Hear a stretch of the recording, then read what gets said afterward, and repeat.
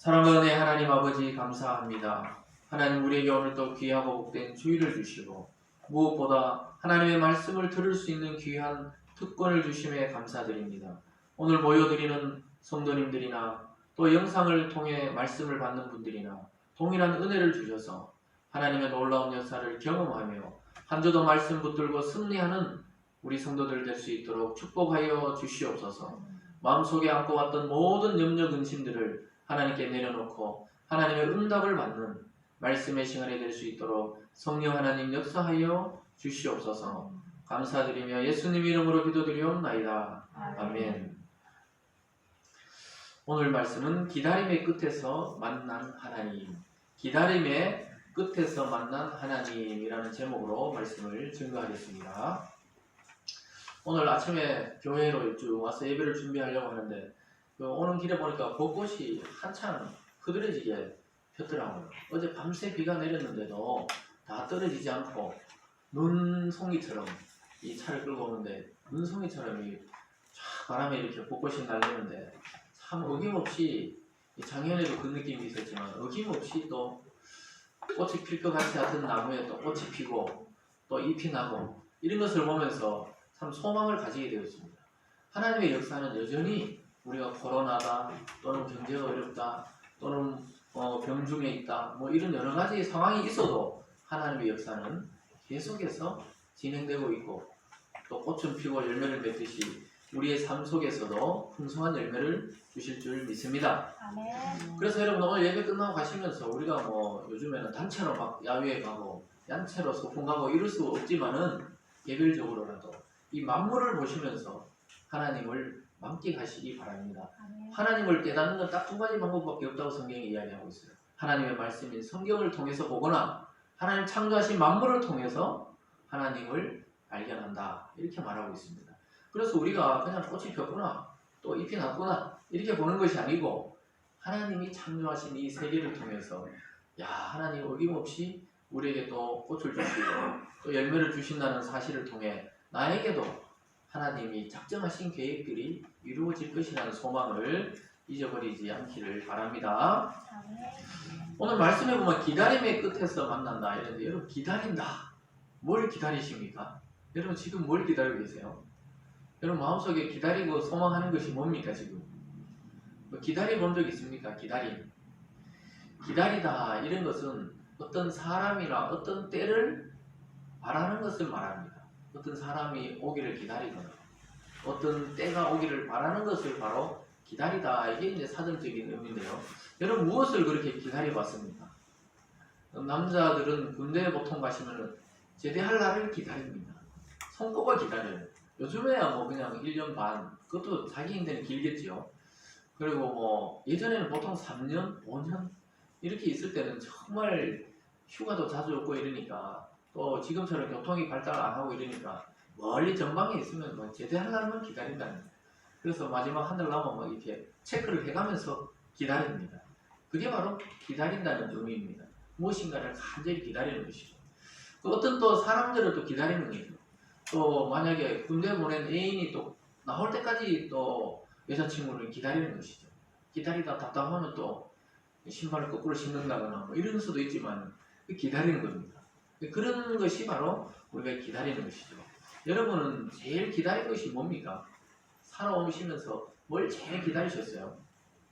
여성들은 아마 임신하고 나면은 10개월 정도 이 아이가 태어날 때까지 기다린다고 해요. 어떤 아이가 태어날까? 또는 뭐 또 혹시나 또 혹시 장애가 있을까? 또 어떻게 잘 태어날까? 이걸 기다리기도 하고 설레기도 하고 또 그러다 보면 두렵기도 하고 우울하기도 한다는 거예요. 그래서 이게 임신하는 여성들 보면 이 감정이 보통 때와 좀 다르다 이런데 보통은 기다리죠. 그래서 아이가 딱 태어나면은 애를 딱 보는 순간 대부분의 여성들이 눈물을 자기도 모르게 그렇게 흘린다는 거예요. 요즘 저도 여기서 지켜보니까 둘째 놓을 때는 뭐 완전히 뭐 24시간 지켜봤죠. 지켜보니까 그렇더라고요. 애를 딱 보여주면은 이 엄마들은 눈물을 이렇게 흘리네요. 나중에 물어보면 대부분은 다르지만 너무 감격해서 울기도 하지만 너무 아파서 울기도 하고 또는 뭐냐면 친정엄마가 생각난다는 거예요. 그 순간에 날 놓을 때도 우리 엄마가 이랬겠구나 이 생각을 한다는 거예요. 남자도 마찬가지입니다. 저도 애 태어날 때 보니까 우리 엄마가 이렇게 낳겠구나. 그때는 뭐 산부인과가 없으니까 집에서 그냥 본인이 넣고 본인이 그냥 탯줄 긋고 뭐 이랬다 그러더라고요. 야, 얼마나 힘들었을까. 옆에서 막 간호사들이 도와주고 이래도 막 그렇게 비명소리가 여기저기서 들리더라고요. 분만실 가보면 여기도 들리고 저기도 들리고. 그 기다리는 것이죠. 근데 애가 태어나면 그게 끝이 아니잖아요. 또 자라기를 기다립니다. 애가 자라기를 기다려요. 예수님은 그러셨잖아요. 막 우리가 염려한다고 애 키가 한 자나 더 자랄 수 있냐고. 애를 막 키 크라고 저녁마다 남편과 부인이 막 발을 하고 머리 잡고 땡긴다고 애 머리가 커지고 이런 것도 아니죠. 세월이 가야 성숙하고 또 커지는 것입니다. 신앙은 어떨까요? 신앙도 마찬가지다 이거예요. 처음에 어떤 감동을 통해 또 인도를 통해 예수님을 믿게 되어도 바로 막 사도 바울처럼 베드로처럼 예수님처럼 이런 신앙으로 살아가는 게 아니에요. 기다려야 됩니다. 기다려야 돼요. 세월이 가야 됩니다. 어른들이 늘 하는 말이 그렇잖아요. 세월이 가야 된다. 세월이 가야 돼. 그런 듯이 신앙도 딱 우리가 대표기도 할 때 들어보면 알잖아요. 이번에 신앙 연륜이 막 느껴집니다. 그게 뭐 판단하려고 그런 게 아니고 다 앉아있으면 느껴져요. 장로님들, 권사님들, 집사님들, 청년들 그게 다 내용이 달라요. 그게 뭐냐면 세월이 그게 무시 못하는 이 신앙의 연조 또 기다려야 되는 것입니다. 또 수험생들 같으면 뭐 중3이나 고3들은 또 시험을 기다리는 거지. 시험을 쳐서 좋은 성적을 받아가지고 좋은 원하는 대학이나 자기가 또 원하는 과에 들어가는 것이 또 그걸 기다릴 겁니다. 또 시험을 준비하는 취준생들은 원서를 딱 내고 면접 보고 오면 뭘 기다립니까? 요즘에는 뭐 띵동 하면 바로 핸드폰으로 합격, 불합격이 오니까 그 시간을 기다리는 거죠.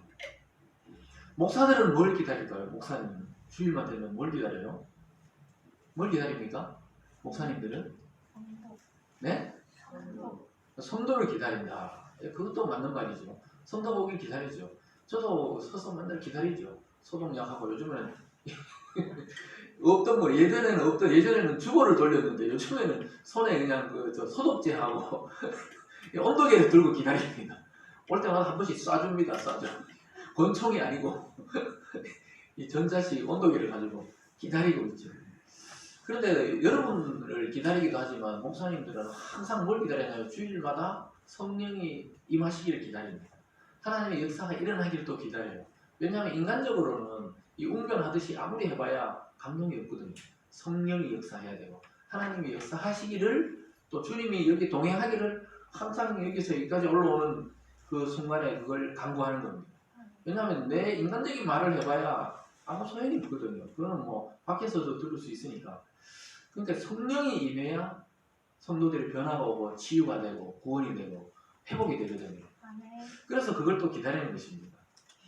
그런데 우리가 현대 사회에서 이 빠르게 진행되는 시대에서는 제일 못하는 일이 뭡니까? 기다리는 거예요. 택배가 발달하고 인터넷이 발달하니까 막 툭툭툭툭 치면 그 다음 아침에 총알 배송이라 그래가지고 막 총알같이 옵니다.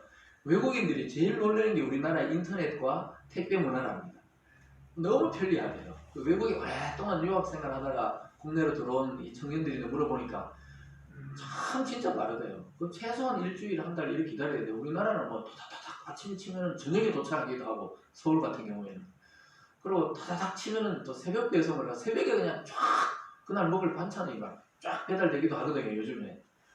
그러다 보니까 너무 편리해가지고 우리나라에서 오래 살던 그 외국인들이 자기 본국으로 돌아가면 속이 터진답니다. 여기서 한 5, 6년 생활하다가 자기 나라 가면 모든 게 슬로우 비디오처럼 느껴진대요. 우리나라 사람들도 빨리 가잖아요. 그 식당에 앉자마자 제일 많이 하는 말이 뭡니까? 빨리빨리 주세요. 그럼 메뉴 뭐 할래요? 제일 빨리 되는 거 주세요. 막. 이렇게 이야기하잖아요. 기다리는 게 없어요. 빨리 달라고. 그 집에서 보통 요리하면 그래도 30분, 뭐 1시간 걸리는데 식당 가면 막 총알같이 나와야 되잖아요. 한 10분 있다가 안 나오면 어떻게 합니까? 일어서서 뭐 나 가야 되겠다고 내일 먹을게 하고 가는 사람도 있어요. 저희 1층 그 중국집 식당에서 봤어요. 왜냐면 할머니가 앉아가 있다가 막 자꾸 안 나오고 이러니까 시켜놓고는 이제 곧 진짜 나온다 그러는데 가버렸어요. 그 만들어서 나왔는데 못 먹겠다 하면서 가버렸어요.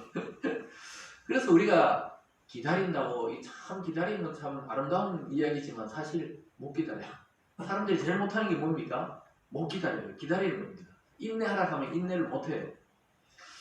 그래서 예전에 참 유명한 말이 뭡니까? 인내는 쓰다 그러나 열매는 달다 이렇게 말하지만 요즘에는 어떻게 해요?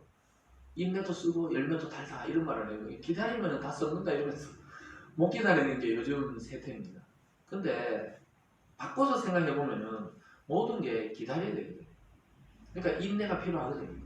인내란 말은 뭐냐면은 역경이나 어려움을 참고 기다리는 것을 인내라고 해요. 그래서 인내와 기다림은 같이 연관되어 있는 단어입니다. 근데 우리가 제일 싫어하는 게 뭡니까? 인내하는 거야. 기다리는 거 싫어하거든요. 요즘에는 뭐 바로 딱 핸드폰 들고 탁탁 쳐보면은 답이 나오니까 옛날같이 뭐 좀 기다리고 사전을 막 찾아보고 예전에 사전 이렇게 두꺼운 걸 막 찾아가지고 그러지 않거든요. 저도 예전에는 사전을 찾아 단어를 이게 의미가 뭐지 이렇게 하는데 요즘에는 핸드폰에 어디 물어보니까 파란 창에 가서 치면은 그 의미가 나오거든요. 그런 게 좋기는 좋은데 어떨 때 생각해보면 참 이렇게 사람이 숙성되지를 않아요. 기다려야 이 발효가 되잖아요. 기다리지를 않아요. 근데 사실은 기다려야 되거든요. 기다리는 이야기 너무 많이 하니까 오늘 머릿속에 기다림만 이렇게 듣고 가도 성공입니다. 밥을 해도 기다리잖아요. 아무리 빠른 밥속도 한 10분 걸리죠. 10분 걸리죠.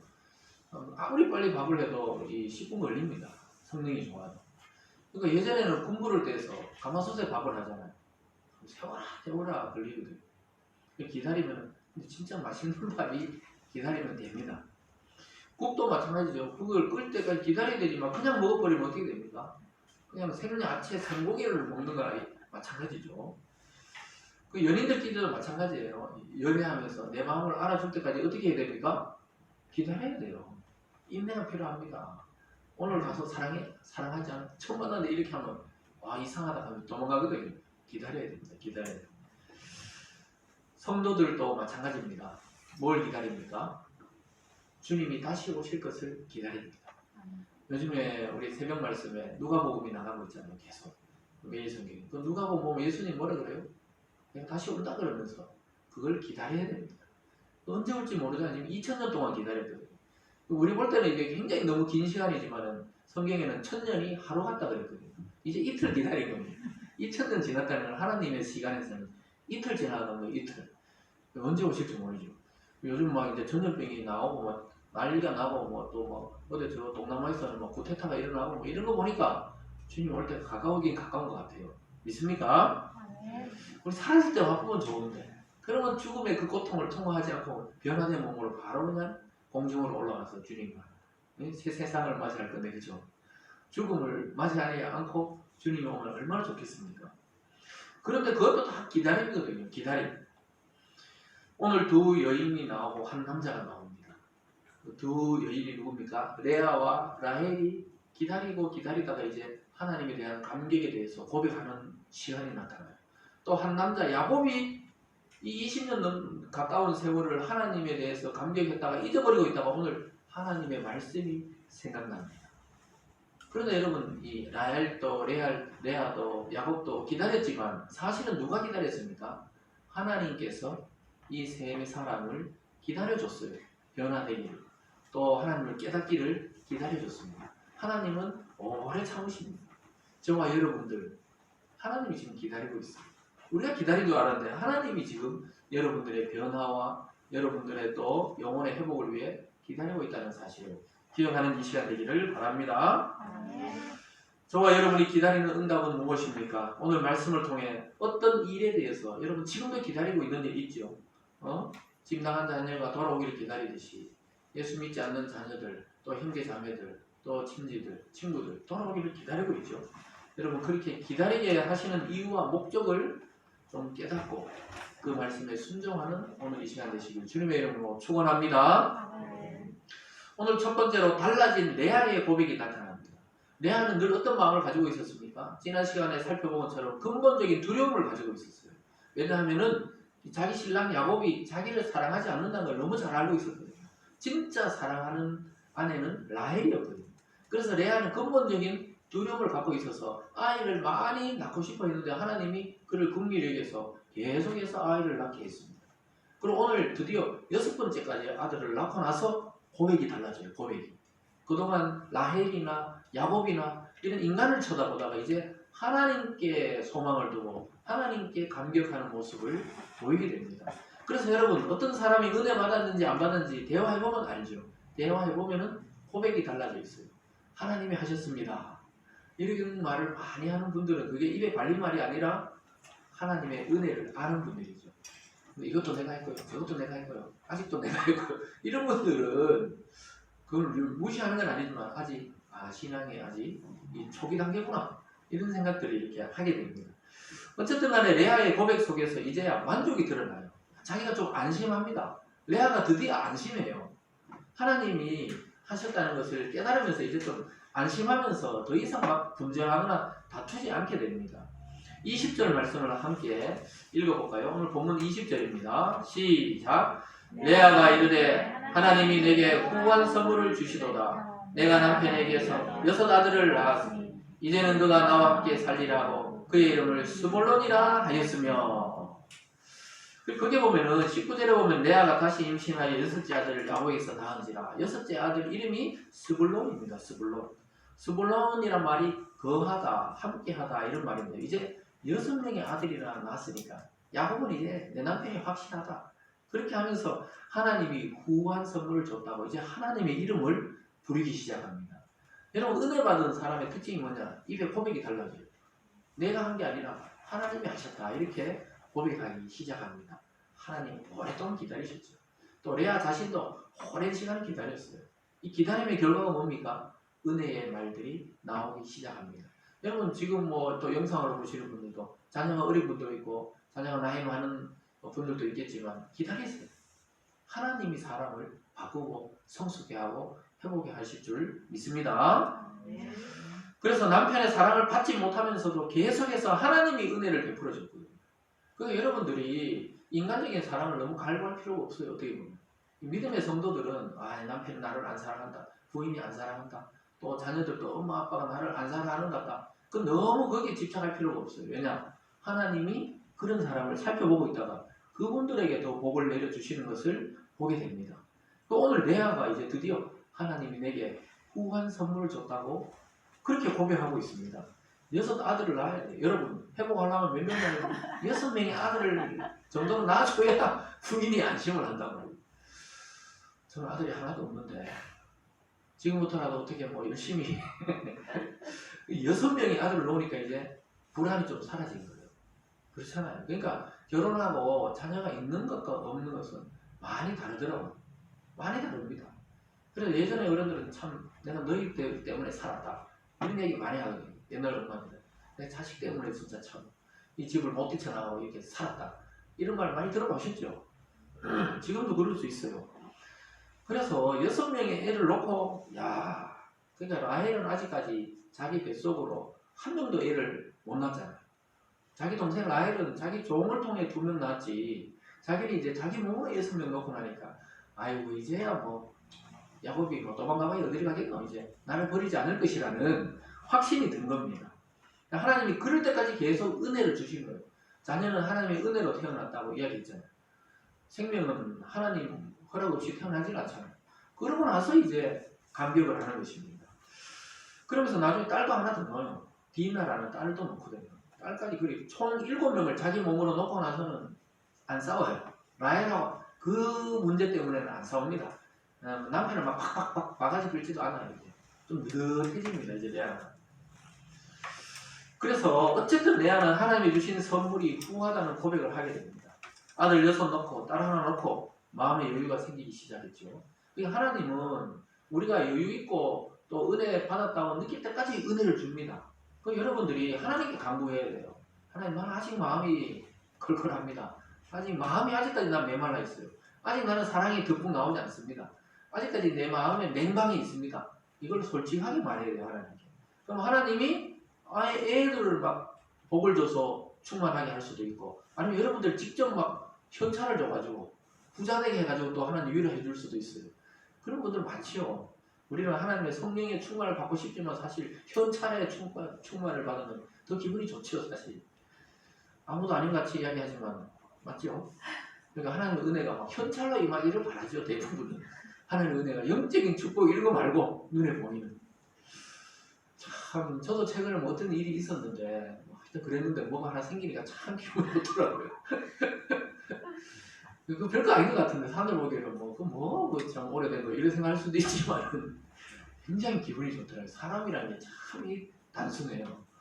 그 기도 응답이라 생각하면서 그냥 열심히 이용하고 있습니다. 어쨌든 간에 자녀 문제로 더 이상 라헬과 또 남편을 막 팍팍 긁고 이러지 않고 하나님의 지속적인 은혜를 받은 레아의 고백이 달라졌습니다.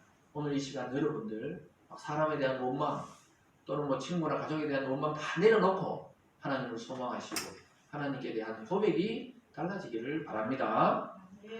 오늘 두 번째로 보면 또 라헬의 고백도 달라져 버렸어요. 왜냐하면 하나님의 직접적 은혜를 라헬이 받게 되고 임신하게 되거든요. 야, 오늘 막 다 좋은 날이에요. 그동안 막 답답했잖아요.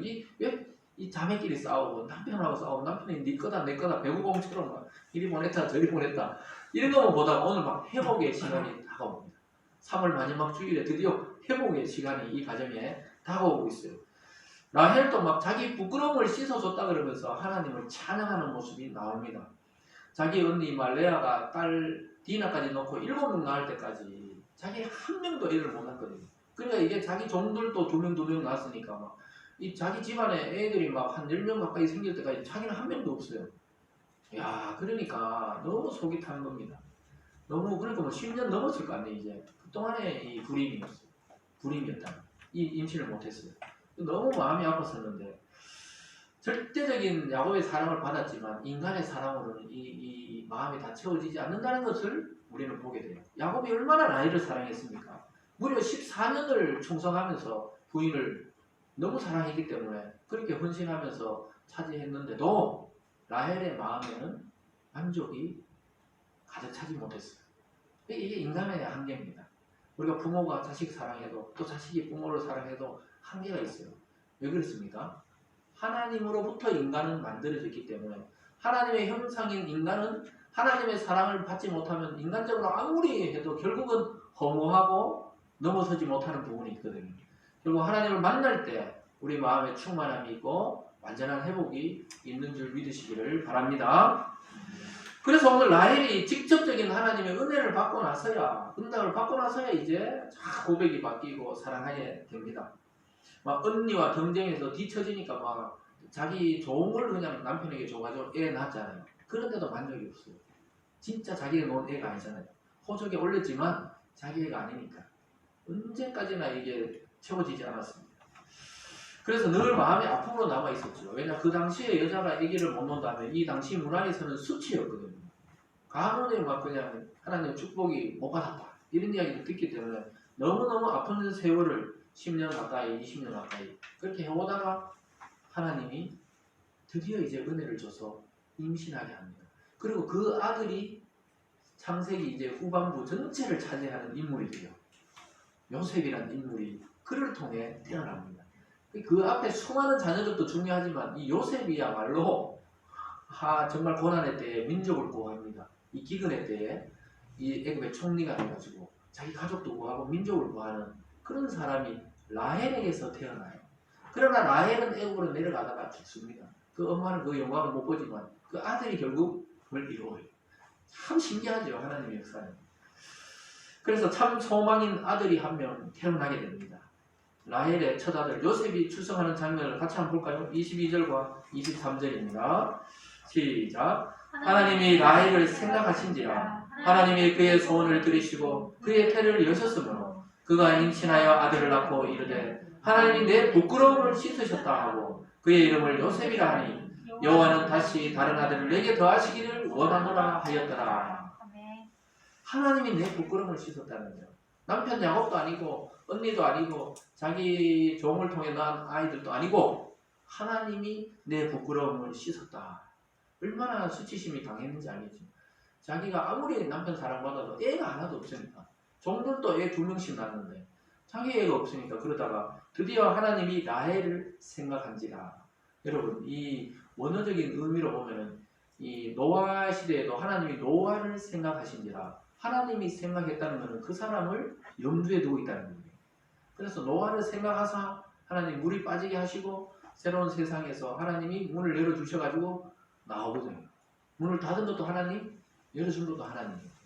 그래서 그 방주에서 나와서 새로운 생명을 얻었듯이 노아를 생각하사 또 누구지요? 아브라함을 생각하사 롯을 구했다. 오늘 뭐예요? 라헬을 생각하셨다. 저와 여러분을 그리스도 안에 생각하고 계신 분이 하나님이십니다. 믿으시기 바랍니다.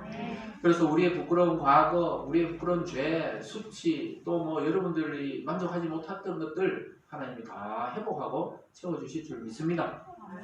그럴 때 오늘 라헬처럼 우리도 노래할 거예요. 하나님이 내 부끄러움을 씻어줬고 내 명예를 회복시켜줬다. 이렇게 외칠 날이 올 것입니다. 그 아들이 없는 것이 얼마나 부끄러운데요. 근데 하나님이 태를 여셨다. 그러니까 영어 성경의 이 단어로 보면 이 태라는 것을 이 자궁이라고 말합니다. 왜냐하면 자궁에 착상이 되면서 임신이 되고 거기서 태아의 그 집이 생기고 이렇게 수정이 돼가지고 이렇게 애가 나오잖아요. 그러니까 아주 우리 성경에는 태를 여셨다 하고 뭔 말인지 잘 모르는데 이 임신되게 하셨다는 거예요. 그러니까 자궁 안에 이제 애아가 탁 생기기 물론 이제 사랑을 야곱과 나눴죠. 근데 그동안도 수십 년 동안 사랑했지만 애가 안 생겼는데 하나님이 생각하시면서 생명을 주셨다 이 말입니다. 믿습니까? 그래서 임신해서 아들을 낳게 됩니다. 아들을. 그 당시에 아들이 최고거든요. 아들을 낳아야 이제 그 한 족속을 이루니까 그 딸들이라고 지금 슬퍼하지 마세요. 하나님은 동일하게 생각하시지만 그 시대 문화적인 환경을 이용해서 하나님이 역사를 하셨기 때문에 그렇습니다. 그래서 하나님의 일이 분명하다고 고백하면서 이름을 요셉이라고 짓습니다. 요셉은 두 가지 의미가 있어요. 자기의 부끄러움을 씻었다 이런 의미도 있고 또 다른 아들을 한 명 더 달라 이런 의미도 있습니다. 그래서 놀랍게도 하나님 한 명 더 줘버려요. 나중에 한 명 더 줍니다. 베냐민을 줍니다. 그래서 라헬은 2명의 아들을 낳습니다. 레아는 7명의 딸과 아들, 그러니까 6명의 아들과 1명의 딸을 낳고 그리고 그 각각 종들이 4명을 낳고 그렇게 해서 딸 빼고 12명의 아들이 나와서 그 족속이 이루어집니다.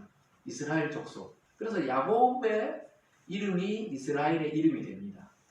무슨 말인지 아시겠죠? 그러니까 야곱이 믿음의 조상은 아브라함이지만 이 족속의 조상의 우두머리는 야곱이 돼요. 그래서 12아들로 번져갑니다.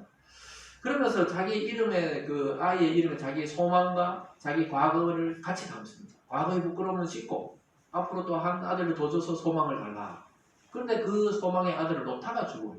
아들은 살고 엄마는 그 길가에서 길을 가다가 애를 놓고는 그래서 숨을 거둬버려요. 그리고 굉장히 그런 또 슬픔이 숨어 있습니다. 어쨌든 라헬은 오랜 기다림 끝에 하나님을 만났습니다. 하나님의 사랑을 경험하고 은혜를 경험했습니다. 여러분 오늘 하나님을 만나고 돌아가셔야 됩니다. 여러분을 위로하는 소리를 들으세요. 여러분을 회복시키고 여러분의 부끄러움과 여러분의 과거와 또 여러분의 아픔을 씻으시고 회복시키고 즐거움과 행복을 주시는 하나님을 만나고 돌아가시기를 바랍니다. 그래서 인내로 하나님을 소망하면서 정말 하루하루 버텼는 게 10년이 넘는 세월을 버텼거든요. 버텨가 이제 더 이상 내 힘으로 안 된다 싶을 때 하나님이 생각하시면서 은혜를 줬습니다. 물론 라헬이 완벽한 신앙은 아니었어요. 라헬은 굉장히 미신적인 게 있었어요. 자기 아버지와 그 지역의 문화를 따라서 미신적인 신앙도 있었습니다. 그리고 완벽한 여자가 아니었죠. 왜냐하면 남편을 뭐 언니인데도 보내고 자기 또 종을 또 아내로 삼게 하고 막 이런 성경적이지 않고 또 성적인 거나 결혼의 관념이 아주 성경적이지 않은 부분도 있었습니다. 그렇지만 하나님은 그렇다고 부족하다고 그에게 은혜를 안 주신 건 아니에요. 하나님을 소망했기 때문에 그에게 은혜를 줬어요. 우리가 마찬가지입니다. 저와 여러분은 태어날 때부터 아담 안에서 죄인으로 태어나죠. 그리고 세상 살아오면서 얼마나 많은 거짓과 죄악과 또 욕망을 가지고 살았습니다. 그렇다고 하나님이 버리는 게 아니라 그리스도 안에 머물면 하나님의 은혜가 임하는 것입니다. 오늘 라헬이 그런 거예요. 라헬의 신앙 고백에 알 수 있듯이 하나님이 자기의 기도를 들었다는 거예요. 하나님이 나의 소원을 들었다는 거예요. 나의 기도를 들으셨다. 내가 완전하지 않고 내가 완벽한 신앙인이 아니어도 하나님 내 그 신음소리를 듣고 응답해 주셨다는 거예요. 여러분 그래서 이 기독교는 우리가 완벽해지려고 하는 신앙이 아니에요. 어떤 돌을 닦듯이 우리가 어떤 수준에 올라가려고 하는 신앙이 아닙니다. 그리스도가 나에게 하신 일이 뭔지를 깨닫고 알게 되는 것이 신앙이에요. 그래서 다가오는 주가 고난주간이고 그 다음 주일이 주님 부활하신 부활주일 굉장히 중요해요. 거기에 기독교의 핵심이 다 담겨 있어요. 주님 나를 위해 고난당하시고 주님 나의 영광을 위해 부활하셨다. 그러니까 십자가에서 끝났으면 우리는 예수 믿을 필요가 없어요. 죽은 사람 믿어서 뭐해요? 다 죽는데. 그러나 영광의 부활의 아침을 맞이하셨고 우리가 그 속에 포함되어 있다는 것입니다. 할렐루야. 아멘. 그래서 예수 안에 포함된 자는 영원히